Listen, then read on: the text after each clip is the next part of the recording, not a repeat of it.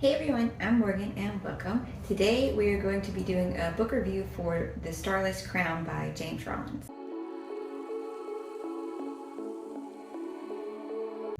So this beautiful looking book came out on January 4th, and besides the cover being gorgeous, drawing me in, its concept also sounded really cool, really different, kind of a sci-fi thing. Sci-fi fantasy maybe? More heavily fantasy for sure, but it just gives you the vibes, you know? I first heard about the book in Goodreads because they were doing a giveaway thing for, new releases like they do. And reading the description, it sounded awesome. So I entered, didn't win that one, but that's okay because I found it at the library anyway, almost as soon as it came out. The description of the book is: a gifted student foretells the apocalypse. Her reward is a sentence of death. Fleeing into the unknown, she is drawn into a team of outcasts, a broken soldier who once again takes up the weapons he was forbidden to wield and carves a trail back home. A drunken prince who steps out from his beloved brother's shadow and claims a purpose of his own. An imprisoned thief who escapes the crushing dark and discovers a gleaming artifact, one that will ignite a power struggle across the globe. On the run, hunted by enemies old and new, they must learn to trust each other in order to survive in a world involved in strange, beautiful, and deadly ways, and uncover ancient secrets that hold the key to their salvation. But with each passing moment, doom draws closer. See, that sounds awesome. So that, plus beautiful cover, I was like, yep, I'm going to read it. Now, after finishing it, it was a good book. I wouldn't say it was great, but it was definitely good, and I want to keep reading the next one of the series whenever he publishes that, because I want answers. In the book, we are introduced to this broken, barren world where it gives a lot of mysticism, science, alchemical mashups together, which I love the way he wrote that. That was quite incredible how their society has formed around that. Even their religion a little bit mixes in with this type of thing. We learn from our main character, Nyx, who is 14 years old and has been blind as far back as she can remember. She probably since birth, she believes. She, though, is incredibly smart and intelligent. Even with her disability of being blind, she has been able to get into this huge academic type school, because there's only one or two schools within their area they live. And each year, you have to pass tests and everything to be able to continue going to the school. Otherwise, you're sent home. However, her intelligence and bright wit does not make her quick friends with any of her classmates.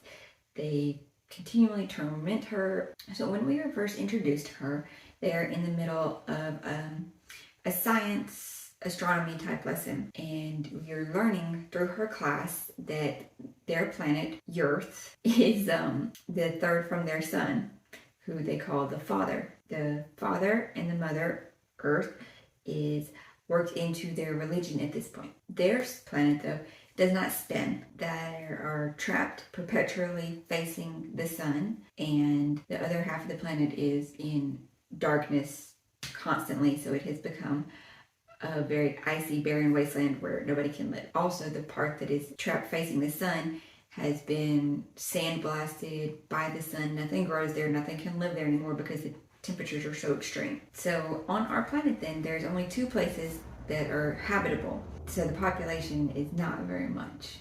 And the places that are habitable are at the very top of the planet and the very bottom, the crowns of the planet. Our story takes place in the Northern Crown, in the country. Yeah, they're still kind of divided into countries there. I think it's more territories.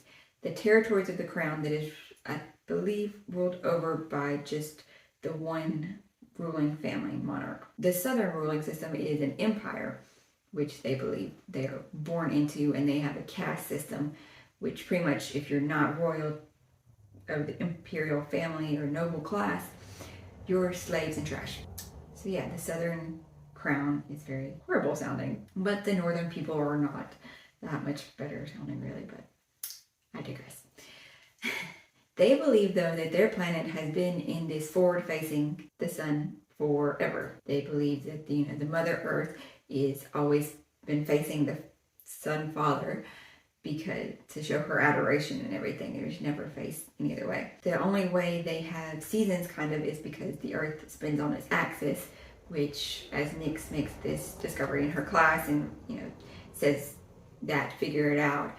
One, her teacher, the nun, gets mad at her, but thankfully the prioress of the school was there asking the questions as well, and praised Nyx for her knowledge there by saying, why the Earth spins on its axis, like it's tilted. That's why the seasons come, but it never actually gets dark since they are so close facing the sun. So since it never gets dark, they can never hardly see stars. They never see anything. Thus, the Starless Crown, because you can't. From her saying this, it leads to her classmates getting very, very angry with her. This time, they're driven to like a whole weird, maddening state, and something really bad happens, and Nyx is left unconscious, and that is when we change to our second character, which would be Rafe, who is an imprisoned thief, somewhere in his 20s, I believe, and he has been a thief since he was like 11. So he believes he's really good at it, and the only reason he got sent to jail was because his thieving guild kind of, gave him up to the law. He kind of holds a grudge, but at the same rate, he's like, I'm not going to stay in this horrible work camp prison. I'm going to escape. And he's already been taking steps towards that when a cave-in happens and kind of sets him free of his chains. And while trying to escape the mine that they were digging in as work slaves punishment, he makes a very big discovery that he's immediately drawn to, and he doesn't understand why yet. So he spends the whole book really questioning, why me, while being like, I'm not gonna give up, you're a part of me, I'm gonna stay here with you. But it's not a person, not really. Should read it to find out. Our third main POV is the Prince Calanthe. I listened to the audiobook. I should remember this because I used the audiobook to help me pronounce his name in my ebook. But we'll move on. We'll just call him the Prince. Or as they refer to him a lot in the book, is even himself, the Prince in the Cupboard. He was born the second twin, so his brother was always the heir because he was born first, and he was called the Prince in the Cupboard as, the spare prince. He was never allowed to train with weapons or do anything related to the government, pretty much. He was sent to a school to be trained, knowledgeable, and everything, but he kind of always expected his father to at some point kill him. Because for some reason, this ruling monarchy, they like to kill off second heirs to make sure there's no disruption or cause for trouble with the bloodline and the hierarchy. That seems counterproductive because, you should want extras. But they prefer to, kill them off. But anyway, he doesn't blame his twin brother for it at all. He always blames his father for keeping them apart, and he loves his brother, and he doesn't want the throne. He's very supportive of his brother being the throne. He's just angry kind of with the world, the way they see him as useless, and so he tries to live up to the rumors that they put of him, like that he's a useless prince, so he becomes the drunkard prince. If they think he's going to be a disappointment, he's going to try to live that out himself. Stumbling from a tavern, though, right when we meet him, he is almost assassinated. The political intrigue in this book is, like, they try to make it a lot. The factions between the king and the prince and the royal advisor, which is kind of high up alchemist, slight religious person. Because he's not exactly like the cloistery nuns and prioress that are at the school Nyx is at. It's some other slightly separate thing. And yeah, that man is twisted. And that is one of the things that I had a problem with towards the end of the book, is just how darkly twisted that man and some of his other workers that are similar studied background to him, they went, and it was just a little disturbing.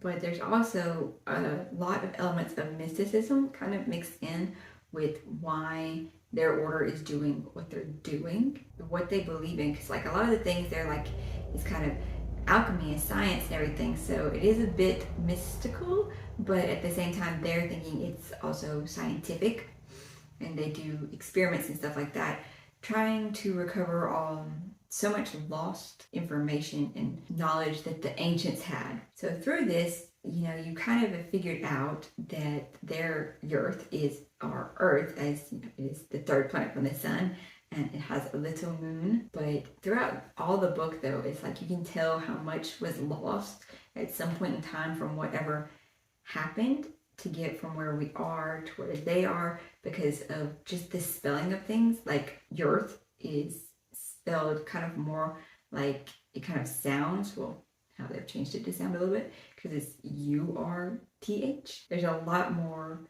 words that that there are words, but they're spelled a little bit differently, and showing like really how a society would change and break down over like a millennia to change a little bit. And it's super interesting. I like the way he did that, how he wrote it, like how these people would actually be communicating. So there's a lot of questions still like throughout the book, like what's happening to Nyx, why can this happen, how is there a moving statue, and how did the planet stop spinning. All of these things you find out little bits but not completely, and that's what's going to keep you wanting to keep going with this series, probably, because you're going to want to know, well, how are they going to fix it, how are they going to find out what really happened, what happened to our planet, how can they change this. The way that the book left off, I want to read the next one. Like I said, there's some things I didn't like about the book, like how the fanaticism of the alchemist religious dude, how dark that went.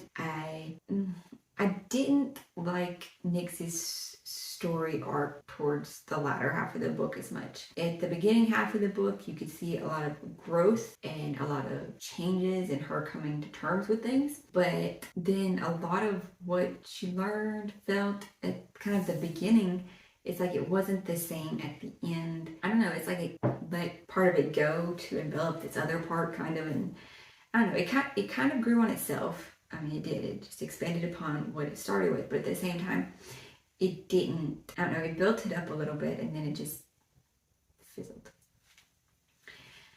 Overall, it was a good read. I think I'm going to give it 3.5 stars because it had a beautiful cover, it had a great story concept, and it mostly played out well. It's just some of the things were a bit of a letdown, and yeah, but we will continue this series for sure because so many questions, I need answers, and I would definitely recommend picking up the Starless Crown because it's a very interesting concepted book.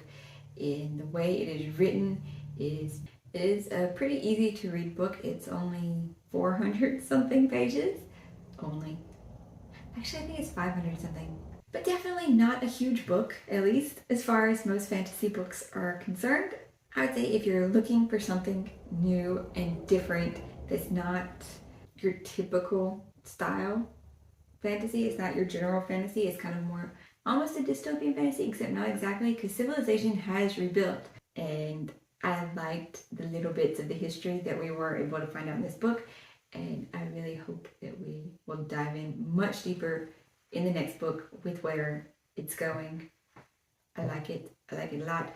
I don't quite understand the prophecy bit that came in. One bit about the book that did get confusing there at the end as well was the book was mostly more sciencey, even though they called it alchemical or religious. Like there are some elements of the mysticism, but it seems to be almost genetic traits. Like they mentioned only certain people were able to do this.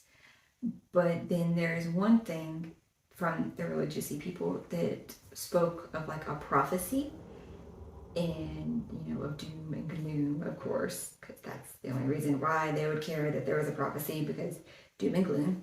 And it's just the mention of it though is very odd, because like it motivated these bad religious people so much to prevent this, but like there is nothing that explains like how that prophecy came to be yet, or why they would put so much stock in it, like because there's no mysticism besides this one kind of thing and then this. I don't know, it's just those there's only that in like 2 spots, so it doesn't quite make sense, like how this very ancient prophecy and this semi-scientific civilization doesn't make sense.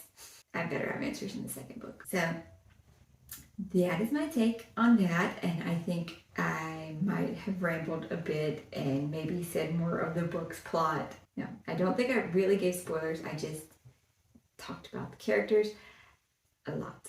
I am trying to get better with describing books without spoilers, but still giving a good grasp of it to make you want to read it, unless you think the way I talked about it, that sounds like a horrible idea and I would never want to read that book. Why would that person write the book that way? I don't think this one was quite to that level, thankfully, and I'm going to read the next one, and it better answer my questions. Thank you guys so much for watching, and I hope that you guys will come back for more book reviews, unboxings, leave suggestions of any other bookish things you would like to see, talk about, and I will see you later. Have a great weekend. Bye.